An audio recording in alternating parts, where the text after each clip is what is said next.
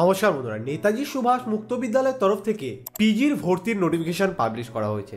আপনারা এখানে MA, MSc এছাড়াও পিজিতে যে সমস্ত কোর্স করানো হয় সেগুলি আপনারা করতে পারবেন। কি কি এলিজিবিলিটি ক্রাইটেরিয়া লাগবে, আপনাদেরকে কত টাকা কিভাবে পেড করতে হবে এবং আপনাদেরকে কিভাবে এখানে অ্যাডমিশন নিতে হবে, কবে থেকে কত পর্যন্ত আপনারা অ্যাডমিশন নিতে পারবেন, আপনাদের অ্যাডমিশন ফিস কত, এই সম্পর্কে বিস্তারিতভাবে আলোচনা করব এই ভিডিওতে।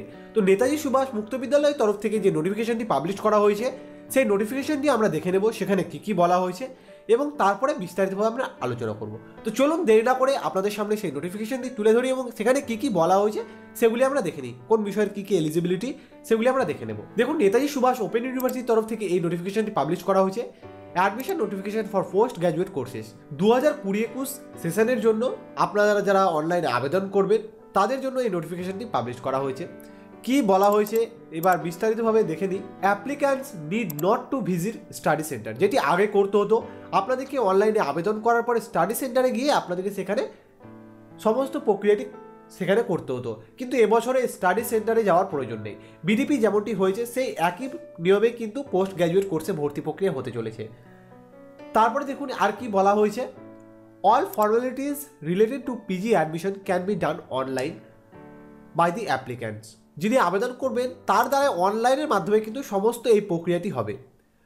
তো কি কি এলিজিবিলিটি বলা হয়েছে, কত টাকা লাগবে এবার আমরা দেখে নেব। দেখুন, কোর্সের জন্য এমএসসি ম্যাথামেটিক্স, তার জন্য আপনাকে গ্র্যাজুয়েটে ম্যাথামেটিক্সে অনার্স থাকতে হবে, জিওগ্রাফির জন্য জিওগ্রাফি অনার্স থাকতে হবে, জিওলজির জন্য জিওলজি অনার্স থাকতে হবে, গ্র্যাজুয়েটে আপনাকে গ্র্যাজুয়েশন পাস করে থাকতে হবে 10+2+3 এই লেভেলে। তারপরে দেখুন নিচে একটি গুরুত্বপূর্ণ কথা বলা হয়েছে, in this case course seat are limited, যেহেতু কোর্স সমস্ত কোর্সের জন্য সিট লিমিটেড তার জন্য অ্যাডমিশনের কিন্তু মেরিট লিস্টে হবে, অর্থাৎ নাম্বারের উপর ভিত্তি করে হবে এবং অনলাইনে আপনাদের সিট অ্যালটমেন্টের যে কাউন্সিলিং সেটি হবে এবং তারপরে আপনাদের সেখানে অ্যাডমিশন কনফার্ম হবে।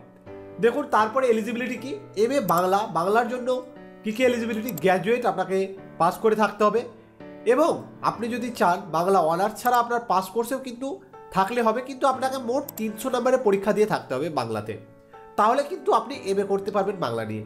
তারপরে এমএ ইন ইংলিশ, আপনি যদি এমএ করতে চান ইংলিশে তাহলে আপনাকে গ্র্যাজুয়েশন লেভেলে 300 মার্কের নাম্বার পরীক্ষা দিয়ে থাকতে হবে ইংলিশে। তারপরে MA in English language teaching, এর জন্যও ঠিক একই, গ্র্যাজুয়েশন পাস করে থাকতে হবে উইথ ইংলিশ অথবা লিঙ্গুইস্টিক্সে আপনাদেরকে গ্র্যাজুয়েশন পাস করে থাকতে হবে এবং যার ফুল মার্কস হতে হবে 300।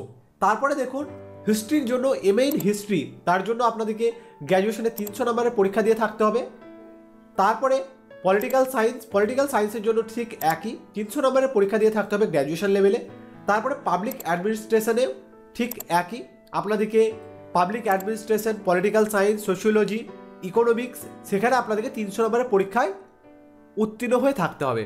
তারপরে দেখুন school of education, MA in এডুকেশনের জন্য আপনাদেরকে গ্র্যাজুয়েট লেভেলে এডুকেশন পড়ে থাকতে হবে 300 নম্বরের, অথবা আপনাদেরকে বিএড অথবা বিএড স্পেশাল এডুকেশনে আপনাদের থাকতে হবে, তাহলে আপনারা এখানে এমএ এডুকেশনের জন্য এলিজিবল।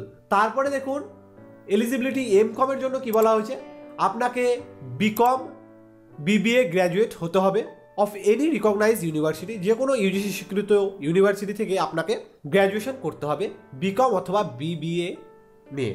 আর আপনাদেরকে জানিয়ে রাখি NSOU Netaji Subhas open university UGC স্বীকৃত যে সমস্ত সাবজেক্টের জন্য এখানে পড়ানো হয়, মাস্টার্স ডিগ্রি করানো হয় বা বিডিবি করানো হয়, এটি কিন্তু ইউজিসি স্বীকৃত, অর্থাৎ আপনি অন্যান্য ইউনিভার্সিটির মতোই নেতাজি সুভাষ ওপেন ইউনিভার্সিটিতে কিন্তু সমমর্যাদা পাবেন। এখানে আপনাদের যে সার্টিফিকেট সেটি কিন্তু ভ্যালু একই। তারপরে মাস্টার অফ সোশ্যাল ওয়ার্ক এমএসডব্লিউর জন্য যে এলিজিবিলিটি সেটি দেওয়া হয়েছে, social work, sociology, political science, history, public administration এই সমস্ত সাবজেক্টে আপনাদেরকে 300 নম্বরের পরীক্ষা দিয়ে থাকতে হবে। তাছাড়া আপনাদেরকে এলএলবি, বিই, বিটেক এগুলিতে পাস আউট হলেও কিন্তু আপনারা এখানে এলিজিবল অ্যাডমিশনের জন্য।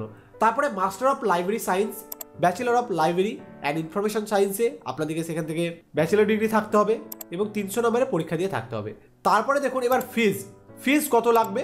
First year fees for following courses including bank charge, এখানে সমস্ত চার্জ ধরে কি বলা হয়েছে দেখুন, MA Bengali English language teaching, history, political science, public administration and education and MCom, এদের সবার জন্য ফার্স্ট আপনাদেরকে পেড করতে হবে 3,800 টাকা, তারপরে যে চার্জ সেটি হচ্ছে 475 টাকা এবং টোটাল হচ্ছে 4,275 টাকা।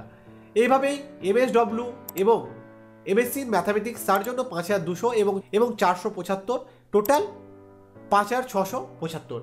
তারপরে master of library and information science এর জন্য টোটাল হচ্ছে 10,775।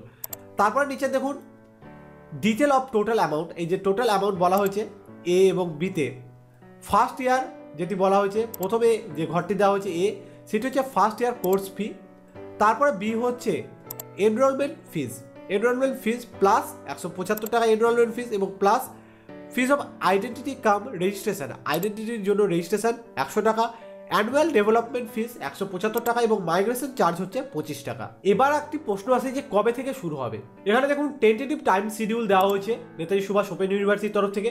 Submission of online application form for admission will be available for the applicants 12 December 2020 সন্ধ্যে 6টা পর্যন্ত।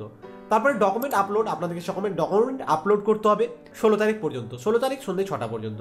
তারপরে অনলাইন ফিজ সাবমিশন, আপনাদেরকে অনলাইনে ফিজ পেড করতে হবে 18 থেকে 22 তারিখের মধ্যে, বিকেল 4টের মধ্যে 22 তারিখের। তারপরে অফলাইন ফিজ সাবমিশন থ্রু ব্যাংক চালান, আপনারা যদি অফলাইনে ব্যাংক চালানের মাধ্যমে দিতে চান সেটি 20 নভেম্বর থেকে 22 ডিসেম্বর পর্যন্ত দিতে পারবেন।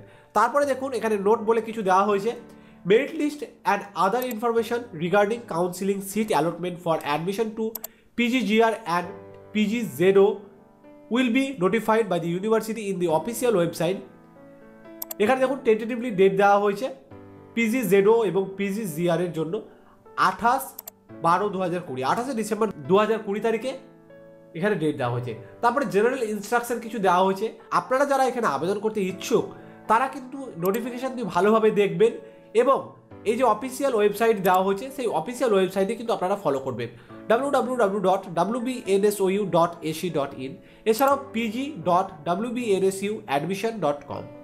এই দুটি ওয়েবসাইটের মাধ্যমে আপনারা কিন্তু সমস্ত তথ্য পেয়ে যাবেন। আপনাদেরকে এখানে সমস্ত ডকুমেন্ট সঠিকভাবে আপলোড করতে হবে, এছাড়াও আপনাদের যে ফিস সেগুলিকেও কিন্তু পেড করতে হবে এবং পেমেন্ট স্লিপ কিন্তু আপনাদেরকে নিয়ে নিতে হবে যখন আপনারা ফিস পেমেন্ট করবেন তখন।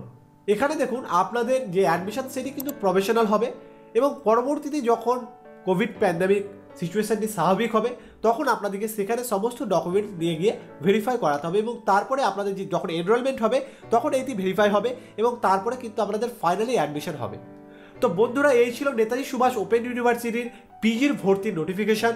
এছাড়া যদি আপনারা স্টাডি সেন্টার সম্পর্কে জানতে চান সেটি অবশ্যই নিচে কমেন্টে জানান, তাহলে পরবর্তী কোনো ভিডিওতে আমরা স্টাডি সেন্টার নিয়ে আপনাদের বাড়ির কাছে কোন স্টাডি সেন্টারটি বেটার হবে সে নিয়ে আমরা আলোচনা করব। তো বন্ধুরা, এই ছিল আজকের তথ্য। ভিডিওটি ভালো লাগলে লাইক করুন, কোনো পোস্ট বা সাজেশন থাকলে নিচে কমেন্টে জানান, আর চ্যানেলে নতুন হয়ে থাকলে সাবস্ক্রাইব করে বেল নোটিফিকেশনটি অল করে দিন। ধন্যবাদ।